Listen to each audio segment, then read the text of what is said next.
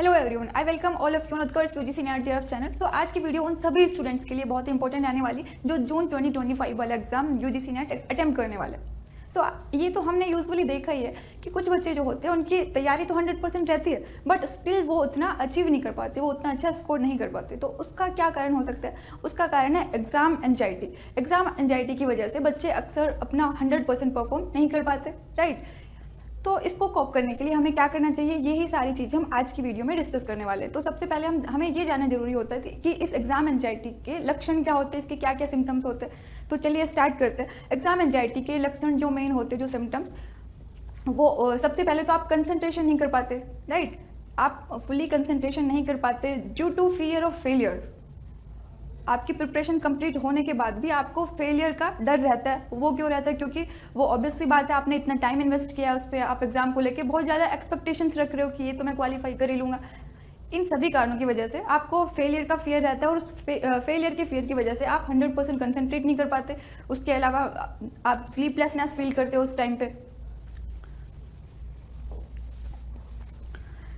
आपकी heart beat तेज रहती है, डिफिकल्टी इन कंसंट्रेशन होती है और बार बार आपको नेगेटिव थॉट्स आते हैं। नेगेटिव थॉट्स कौन से आते हैं? वो भी फेलियर से रिलेटेड ही आपको नेगेटिव थॉट्स आएंगे और फियर आपको रहेगा। उसके अलावा इरिटेटिंग थॉट्स आपको आएंगे। तो रिसेंट रिसर्च से ये कंफर्म हुआ कि 70% ऑफ स्टूडेंट्स है वो एग्जाम एंजाइटी से सफ़र करते हैं। उनमें से भी 17% जो स्टूडेंट्स है उनका एग्जाम परफॉर्मेंस इम्पैक्ट होता है एग्जाम एंजाइटी की वजह से। यानी कि वो उस एग्जाम एंजाइटी से कोप करना नहीं जानते या फिर अच्छे से डील नहीं कर पाते। इस वजह से उनकी अच्छी प्रिपरेशन होने के बावजूद भी वो अपना 100% नहीं दे पाते एग्जाम में। तो उसको कैसे कम किया जाए और किस तरह से आपको, कौन सी टेक्निक्स आपको यूज करनी चाहिए आपकी प्रिपरेशन में या फिर आपके रिवीजन में। तो अकॉर्डिंग टू साइकोलॉजी बहुत सारी थेरीज है साइकोलॉजी में जो हमें बताती है कि किस तरह से हम एंजाइटी को या फिर अपने थिंकिंग पैटर्न को बैलेंस कर सके, राइट। जैसे CBT है, कोग्निटिव बिहेवियर थेरेपी, वो बताती है कि हम जैसा सोचते हैं या फिर जैसा व्यवहार करते हैं वैसे ही हमें आउटकम मिलता है, राइट। यानी कि हमारा जो थॉट पैटर्न है, अगर हम उसको पॉजिटिव रखेंगे that I can qualify this exam, तो ऑब्वियसली ये आपकी परफॉर्मेंस में भी उतनी हेल्प करेगी, राइट। और अगर आप अपना थॉट पैटर्न नेगेटिव रखोगे कि मुझसे नहीं होगा, मैं तो फेल हो जाऊंगा, इस तरह से नेगेटिव थॉट पैटर्न आपको आपके फेलियर में कंट्रीब्यूट करेगा। जिस तरह से पॉजिटिव थॉट पैटर्न आपकी सक्सेस में कंट्रीब्यूट करता है, उसी तरह से ये नेगेटिव थॉट पैटर्न आपके फेलियर में भी कंट्रीब्यूट करता है। तो सबसे पहले देखते हैं पोमोडोरो टेक्निक। पोमोडोरो टेक्निक क्या होता है? ये हमें स्टडी का एक पैटर्न बताती है, वो हमें फॉलो करना चाहिए। जैसे फॉर एग्जांपल आपने 25 मिनट स्टडी की, 25 मिनट आपने फुली कंसंट्रेशन के साथ स्टडी की, उसके बाद आपने 5 मिनट का ब्रेक लेना है, ठीक है। उसके बाद यही सेम पैटर्न आपको 4 बार रिपीट करना है। इस 2 आवर्स के पैटर्न को आप 4 बार रिपीट करने के बाद आपको 20 से 30 मिनट का गैप लेना है और इसी पैटर्न में आप अपना रिवीजन एग्जाम टाइम पे कर सकते हो। और ये 5 मिनट का जो ब्रेक होता है, 5 मिनट का जो गैप होता है, ये आपकी मेमोरी को कंसोलिडेशन में हेल्प करता है, ठीक है। मेमोरी का कंसोलिडेशन क्या होता है? आपके शॉर्ट टर्म मेमोरी से, यानी कि जो भी आपने पढ़ा है वो शॉर्ट टर्म स्टोर से आपकी लॉन्ग टर्म मेमोरी स्टोर यानी कि परमानेंट स्टोर में ट्रांसफर करने वाली प्रोसेस इसी दौरान होती है। तो ये पोमोडोरो टेक्निक आप फॉलो करके अपने रिवीजन को और ज़्यादा बेहतर कर सकते हो और आपका जो मेंटल फटीग है वो भी इससे कम होगा और अपनी प्रिपरेशन को बूस्ट कर सकते हो। अभी देखते हैं कौन कौन से स्मार्ट स्टडी वेज है जो आप फाइनल डेज में यूज कर सकते हो। सबसे पहले बात करते हैं यील्ड हाई यील्ड टॉपिक्स, यानी कि जो टॉपिक्स एग्जाम में ज़्यादा स्कोरिंग आपको लग रहे हैं उन्हीं को आप फोकस करो लास्ट टाइम में।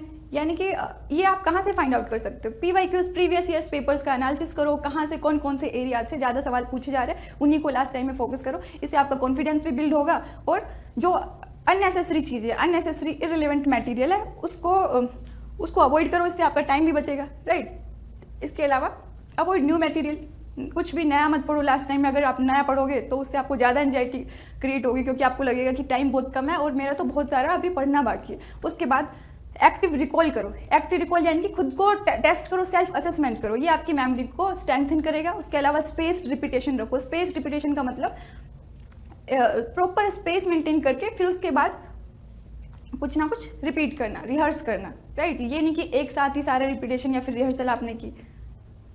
उसके बाद एक और बहुत इंपॉर्टेंट रूल है, वो है इम्प्लीमेंट 80/20 रूल, ठीक है। तो 80/20 रूल क्या कहता है कि 20% उस मटेरियल पे फोकस करो जहां से 80% सिलेबस आपका कवर हो रहा है। यानी कि मोस्ट इंपॉर्टेंट टॉपिक्स जो है, जो हाई स्कोरिंग टॉपिक्स है, ज़्यादा अपना फोकस वहां पे करना है। उसके अलावा स्ट्रेस बूस्टिंग टेक्निक भी आप यूज़ कर सकते हो इसमें। जब भी आप एंजाइटी फील करो तो आप डीप ब्रीथिंग कर सकते हो, माइंडफुलनेस, और उसके अलावा कोई भी फिजिकल एक्टिविटी। तो डीप ब्रीथिंग क्या करेगी, आपके कोर्टिसोल लेवल्स को रिड्यूस करती है। कोर्टिसोल लेवल क्या होता है? कोर्टिसोल लेवल क्या होता है? कोर्टिसोल एक स्ट्रेस हार्मोन है।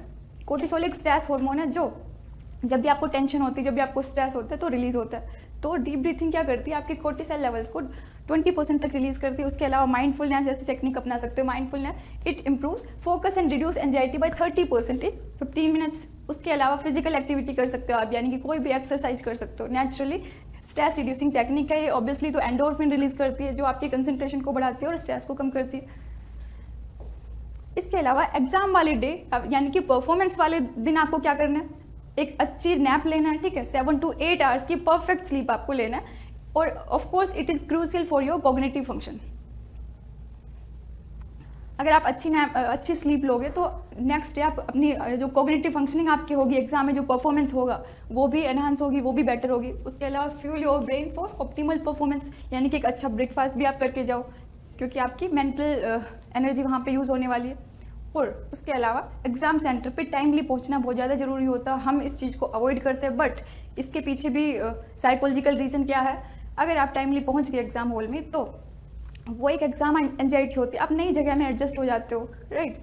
जैसे कि हम सिस्टमेटिक डिसेंसिटाइजेशन में करते हैं, नई जगह में जाके एडजस्ट हो जाते हो, वहाँ आपके माहौल से फैमिलियर हो जाते हो, तो आपका जो थिंकिंग पैटर्न है उस टाइम वो भी स्टेबल होता है और आप ज़्यादा अच्छे और कामली क्वेश्चंस को सॉल्व कर पाते हो।